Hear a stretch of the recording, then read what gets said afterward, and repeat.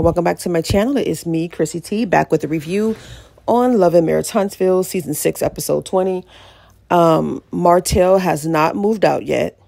He needs another 2 weeks on top of the 2 weeks he was given 2 weeks ago. Martell, it's time for you to move out. Chris needs to sell this house, okay? It's not up to him. The owner wants to sell it. And you pussyfooting around, taking advantage of the friendship, move out of the house. You told Chris last week that you had something in line to move. Clearly, that was a lie. You need to pack up your stuff and get out. This is the result of what happens when you mix business and friendship. Stuff like this happens. Martell knows he should have moved out 2 months ago, and he is still there talking about he's not moving until he gets his place. I can't. Then Tish and the girls are working on their business. Macy and Mila hair care products. Did she steal this idea from Melody? Because her daughter, Sugar Mama, has her own product line of shampoo, hair oil, and I think baby lotion that they came out with 2 years ago. So Tish clearly stole from her, but she's trying to mask it by saying they've been working on this business with Mila and Macy 4 to 5 years ago. Girl, stop lying. You stole this idea from Melody. But anyway, they are working on packing the products and shipping them out to the customers. So per usual, Marsau comes in unannounced, once again being involved in women's business and giving his 2 cents that no one asked for. So he comes in asking questions, wanting to know what the girls are doing and how they run the business. He seems to think that Tish and the other girl she was with is doing all the work and not the girls. So he's walking in. At first glance, he's thinking that the girls were not working. Sir, you were only there for 5 seconds. They were working. They had their own assembly line going. He comes in being very critical and not supportive of them, but real critical because he's a know-it-all. He's trying to tell them how to run the business when Mel and Martell told you how to run the business. So now all of a sudden you're the business expert. How dare you come in and rain on those girls' parades? They were doing a good job before you walked in there. He's continuing to criticize Trish, telling her in the confessional that she's not really driving them and that the girls have to be focused and she's letting them get away with too much. Now, I think that when you're introducing children to entrepreneurship, it should be fun. It shouldn't be hard work as if they're running a sweatshop. That's not how it's supposed to be. It's supposed to be fun so that eventually they'll grow and have passion to have a business.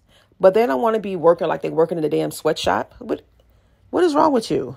All of a sudden, he's this great business mogul or something. Marsau, go back to where you came from and leave them alone. They are doing just fine without you.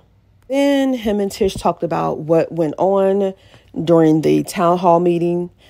They discussed the situation between him and Stormy, with her coming in, greeting everyone, but didn't say anything to Marsau, and then calling him the B word. To be honest, both of them were provoking each other and poking the bear. I think Stormy initiated it and Marsau was responding in kind. And I think she initiated it by, not speaking to him when he clearly said hi to her. So yes, she was being petty, but him being the woman that he is had to do the tit for tat. So Tish did say that she did approach Stormy and told her that her behavior was disrespectful by calling her husband a B. Yes, you did tell her, but you did it in a roundabout way. It wasn't really very stern, which is why she continues to do it till this day. So Tish can't seem to rebuild her relationship with Mel because she said Mel tried to break up her family, but you insist on keeping this friendship with Stormy, who has repeatedly disrespected your husband. You told her it was disrespectful, and she continues to do it in your face. but you can build a relationship with her, but not Mel, whom you know longer and y'all got history together. It doesn't sound right. So I think this friendship between you and Stormy is just an alliance. So the only thing y'all have in common is your dislike for Mel. So I think y'all are forming this alliance to get under Melody's skin or to try to intimidate her. I don't think that Stormy values the friendship that you guys have. And I use friendship in quotes because if she did, she would not disrespect your husband episode after episode after episode. And I'm sure it's not going to stop. I'm sure it won't. And here Kimmi goes yet again, trying to please her husband, Maurice, who she deems her Lord and Savior. So she is trying to bring her sexy back because it's all about Maurice and what he wants. Even when she was battling cancer, the only thing he was focused on is how the cancer is interfering with his own needs, but not the needs of his wife. He honestly sees her as his bedroom body and not a life partner because their relationship to me is just physical. The storyline with these two have consistently been about their lack of intimacy. And I think that their lack of intimacy is due to him not connecting to her mentally. So she's out here trying to buy all these toys to bring back intimacy that never existed in the first place. He's trying to rekindle something that was lost. Girl, it was never there. What is wrong with you? It was never there. That's why you can't find it. It didn't exist. What is Maurice doing to try to build real intimacy? He ain't doing nothing. So when he says to Kimmi that the lack of intimacy is in her head, he's actually right. Because if he can't connect to you mentally, then the intimacy just ain't there. I mean, it is what it is. So either you're going to continue to fake it, or you're going to address the elephant in the room, which is the emotional and psychological aspects of your relationship. He can't connect to you physically because he haven't connected to you emotionally, girl. My advice for you is just continue to fake it. Who's gonna know? Continue to fake it like you've been doing and just move on from here because, I mean, he's just trash. To me, he is. You've been doing this far too long. Keep it going. Continue to fake it, girl. In their marriage, it's like he's gained everything while she gains nothing. He has his personal secretary. He has his chef. She's his doctor, his psychologist. She's all these things to him, yet he is nothing to her. Leave this man alone. She has gained nothing except a small cock. Now, I haven't heard her say it, but word on the curb and on the streets is that his lower region is pretty small. So then Marsau and Tish, they are at Black doing a photo shoot for a casino night. Once again, he's critiquing his wife on how to be sexy and feminine. A man who should be walking in his masculinity is trying to teach a woman how to be sexy and flirty. Make it make sense. Everything about this man is feminine.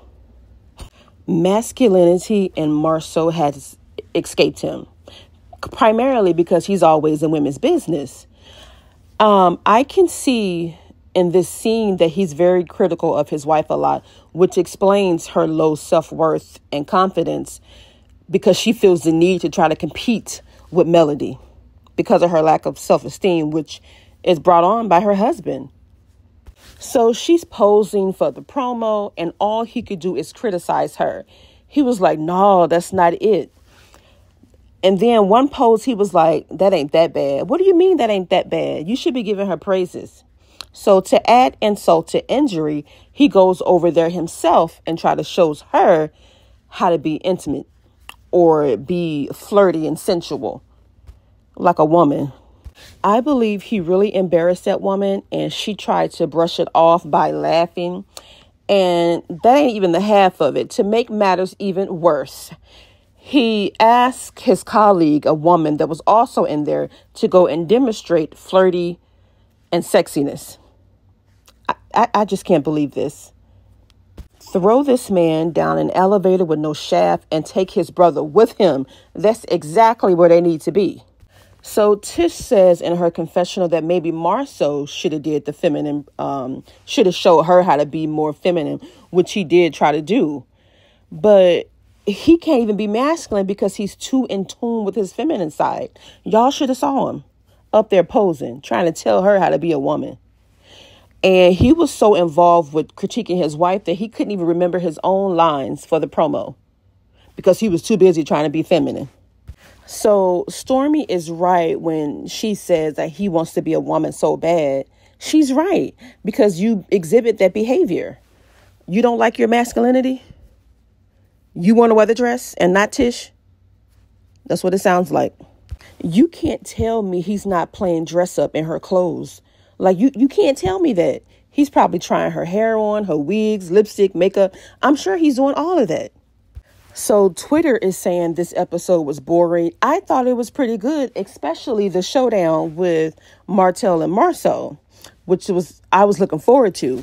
So we get to the showdown between Martel and Marsau. So Marsau said he noticed during the town hall meeting that, Martel seemed a little bothered, so he decided to go pay him a visit to see how he was doing. In other words, he's trying to get to him to try to save face. So he tried to beat the Fletchers, but not knowing that the Mr. Fletcher had already met and put him up on game. So too late. So they start to talk about the comments that he had made to Mr. Fletch. Now, in the midst of them talking, Messy Fletch, as Marsau calls him, called Martel, saying that he was outside. So he was outside and he put the for sale sign on the property because Martel should have moved out already and didn't. So yeah, this house is sold. Hopefully Martel will be moving out. So back to Marsau and Mr. Fletcher. So Mr. Fletcher, co-signed that yes, Marsau did say that he didn't deem Melody or Martel being payable to speak at the Black Expo because of their t-shirt business. And he didn't think that her speaking would have been relevant because her success is due to her popularity on social media. So Martel had to let him know, hey, we took y'all under our wing because when we met y'all, you was a manager at Regal Cinema. And we are the mastermind behind the business. We put y'all on. So now you're not giving credit where credit is due. So Marsau is trying to say that he was the mastermind behind the business, when in reality, Melody and Martel put him on.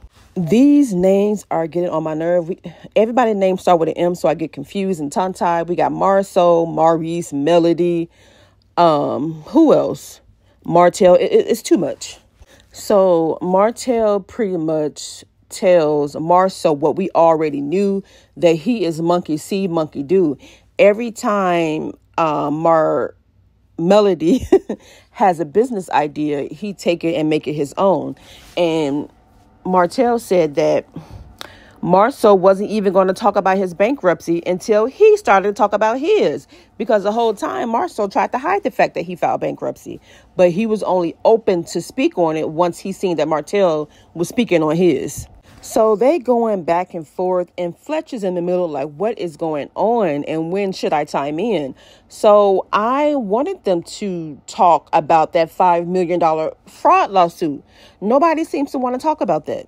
So yeah, they still going back and forth because Marsau's pride would not allow him to admit that Martel and Melody put him on to start the company.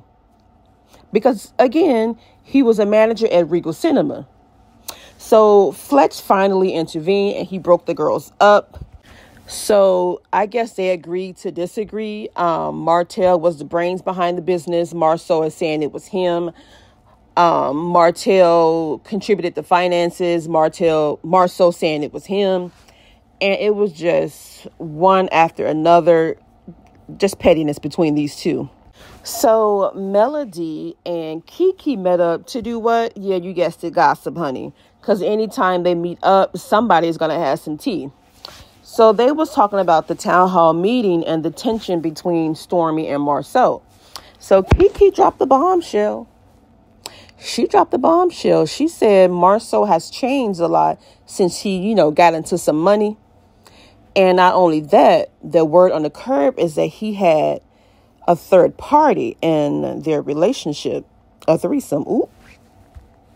I don't know how true that is. She said it's a rumor. But Melody, for someone who claims she's on her high vibration, you don't mind sitting in for some tea. Mel, stay ready for some tea, honey. When her and Keke get together, we know we're about to hear some gossip and some tea. So next week, honey, we see the showdown between Tish and Keke. And honey, Keke throws some punch, alcohol, liquor, Hennessy, I don't know, but she throws some punch in her face, honey. And that's all she wrote. That episode is going to be so good. I can't wait. So I will see y'all back here next week. Bye.